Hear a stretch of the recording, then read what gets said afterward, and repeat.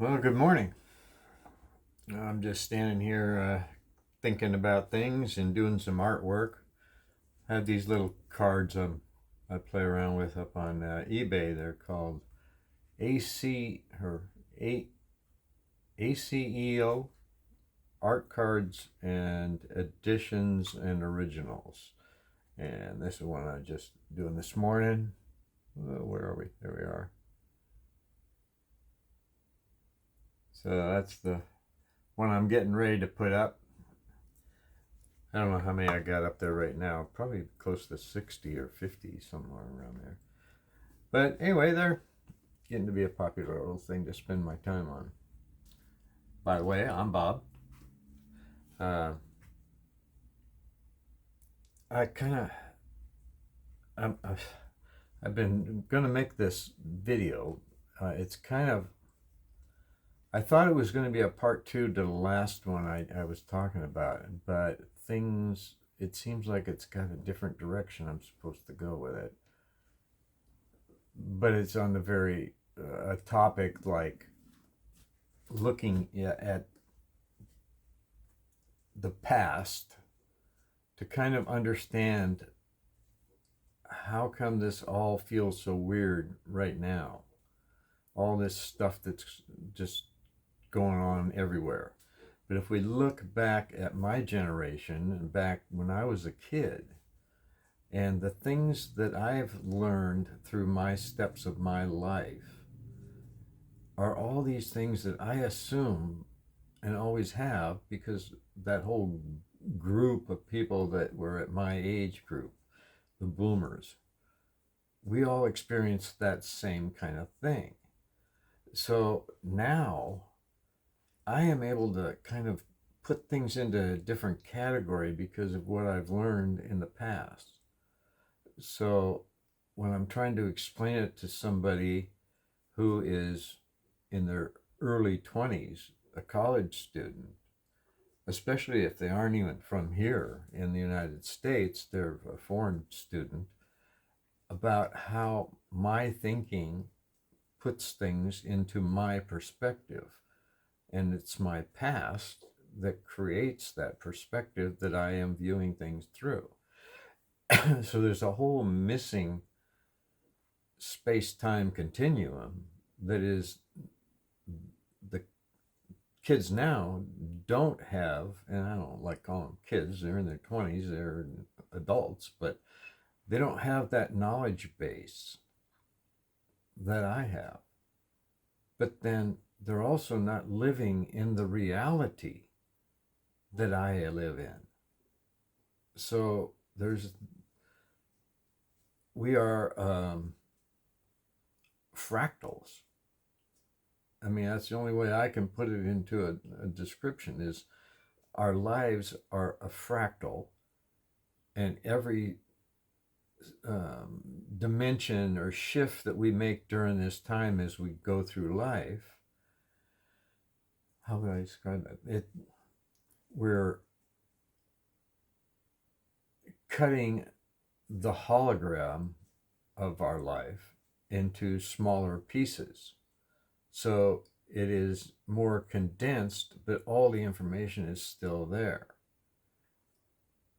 And watching things like the computers and electronics throughout the years develop and change and go through different steps and cross that over to things I learned like engineering, mechanical engineering and stuff. It's puts things into this mental image of how it works mechanically. So I had to make that step in my life at some point to move from that physical, mechanical understanding I have of things, like looking at, I got to get something from point A to point B. So here's how we do it. And I have a driving force and a driven force, and then I have a ending place. So it goes in a process like a conveyor belt is built. So you're trying to get here to here.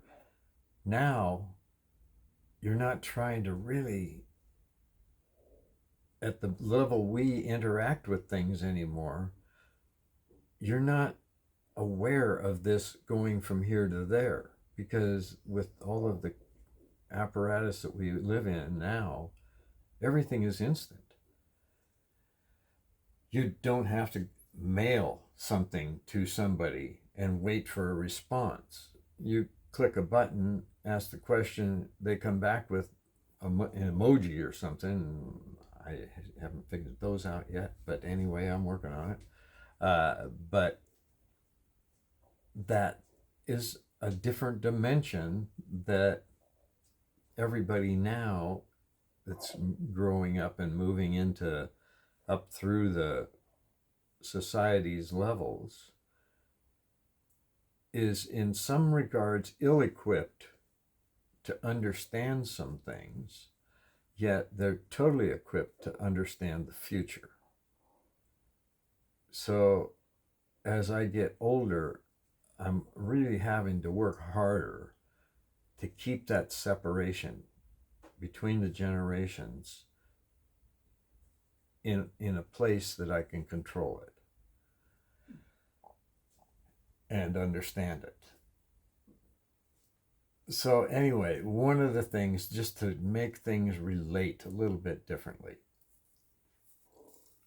if I go back into my education as a kid and coming through growing up, I wasn't very academic whatsoever. I mean, I was looking out the window all day, and I never did homework. When the books when I came through the front door coming home from school, the books wound up on the couch or a chair, and I went out the back door. And that was kind of my life. I really didn't see education as something that I wanted to spend my time doing. I'd rather learn it by the school of hard knocks. You know, I didn't wear a helmet when I rode my bike, and I fell off a few times, and I'm here. Never even got hurt most of the time. You really learned young how to tuck and roll. So the one thing that always stood out is that we had to use our imagination, because we had the TV, and we didn't have to now go to the theater to be entertained. We had this box in our living room, something brand new. Nobody was really used to this, because the only people that had them were the wealthy people, who were the ones who got to try it out because they could afford a TV that was very expensive to everybody else. And then the prices come down so that the masses can buy it, and now everybody's using it. But the TV sets were black and white, and the sound was not stereo, it was mono. And so you had to imagine the colors. And for me, the Westerns were always the big thing. I grew up in Montana, and so, I knew most of my friends lived out on the ranches and the farms outside of town. They came to school on a bus. I walked. But that whole imagining things, because you're out playing all the time in just make-believe. We made up everything we were doing when we were playing. We were either cowboys and Indians. We didn't have a horse to ride, but we were horsebacking. We had guns that weren't even guns. A lot of times they were just fingers or sticks. And the whole world was being created as a play toy. And then we'd go watch TV, and that wasn't real either. It was black and white. We had to imagine that color and the smells and stuff. You still can't experience that, but you get the visual and the audio world that you can see. And then when colored TV came out, the first thing I saw on colored TV, it was had to be in the 50s, still 58 probably. And we had one family, happened to be the mayor's family, that got the first colored TV anywhere in town, as far as I know, because just about everybody seemed like showed up in their living room. They invited all the kids over to watch the TV on Sunday afternoon, 4 o'clock. Disney World came, or Disneyland came on, and that was still in black and white. But he had a colored TV, and Disney was going to switch over to color to air the movie The Wizard of Oz, because The Wizard of Oz starts out as being what is supposed to be real life in the scene, and it's all black and white, and that's everybody's used to that. And even in the theaters, it's black and white. So Wizard of Oz came out in black and white, but halfway into the movie, or not even halfway, she gets knocked unconscious. The house flies away in a tornado and comes crashing down in a land that now everything is color. When she wakes up, the world is now not black and white, it's color. And we can all see this. And the audiences were horrified. They didn't know what the heck had just happened. The whole world before their eyes had just flipped from black and white to color. And not only that, they already had a sort of a stereophonic system, but the sound quality changed too. And it was just vibrating sound when you sat in that theater. And I remember my mom talking about when they went to see it, because I wasn't born yet when it came out. But when they went to see it, that switch, people in the audience got so scared they got up and left. And she said it was amazing to feel, but it also was frightening to them. They'd seen colored movies, but they had never seen that shift take place right in a movie. So we were all watching this on colored TV as kids on Walt Disney. So they switched from that black and white to color, and we did the same thing. We all looked at each other like, oh man, how'd they do that? And so that's kind of how my life is regarding kids in today's world. Kids again. Anyway,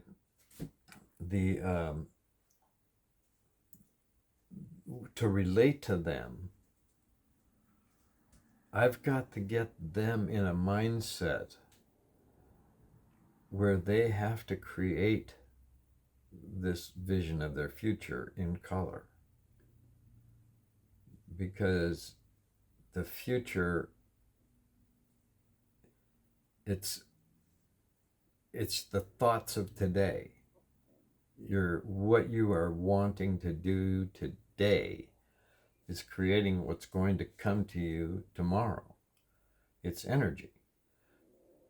Now, that's a whole nother topic that we get into, but to take it back again, this growing up in my era and then relating to today's era isn't just a conversation of understanding. You've got to have some kind of a demonstration of it. And so I have to move myself. I can't expect the kids to go learn everything I've learned. That's impossible. I'm the teacher. I have to now teach by example. But it takes me trying to get at their level of understanding and feel what they are feeling in things out of what I have been feeling in my life. And I have to translate it into not a new language, a whole new perspective, a whole new dimension of energy. There's no way to cross it over. So now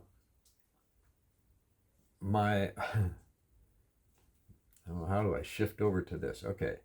So having all of that in mind, that takes me to my part of understanding things, and I've still got to get through on that same thing now, not just with that generation I'm talking to, but my kids' generation, who are these kids' parents. They sit between here and here, and they laid the groundwork from here in the middle going to them growing up. And they never did have me at the bottom and be able to meld that, because it wasn't important in our lives that my kids understand my past. I didn't understand that. It would have made everybody's lives going up in my genealogy going forward, family growing and spreading out, had I taken the time to teach them. But they really didn't have time to learn, and I didn't have time to teach. So we start separating it out. And now the parents, my kids, are having that same separation with their kids, but yet they're trying to move with them. If that makes sense, I don't know. It's this energy is all the only thing you can say. It's energy, but we're going through this time where it falls upon us to understand them, not for them to understand us. So my talking here right now, I'm probably talking more to people my own age who are listening than I am to anybody in the younger age. And I don't know how to cross that chasm. So it's taking a lot of work, because it's not just every year we move further apart. So that leap is energetically wider. But I guess what I'm trying to get at is that if I go and think of it back with physics again and overlay the fact that everything outside is just a wave. So everything we're looking at outside of us, through our eyes, listening to it through our ears, smelling it, everything, touching it, all of that is vibrational energy in wave form. It's just potential. And I always look out, especially looking out the window, because now you have that piece of glass between you and it kind of separates the distant from the near. But I try to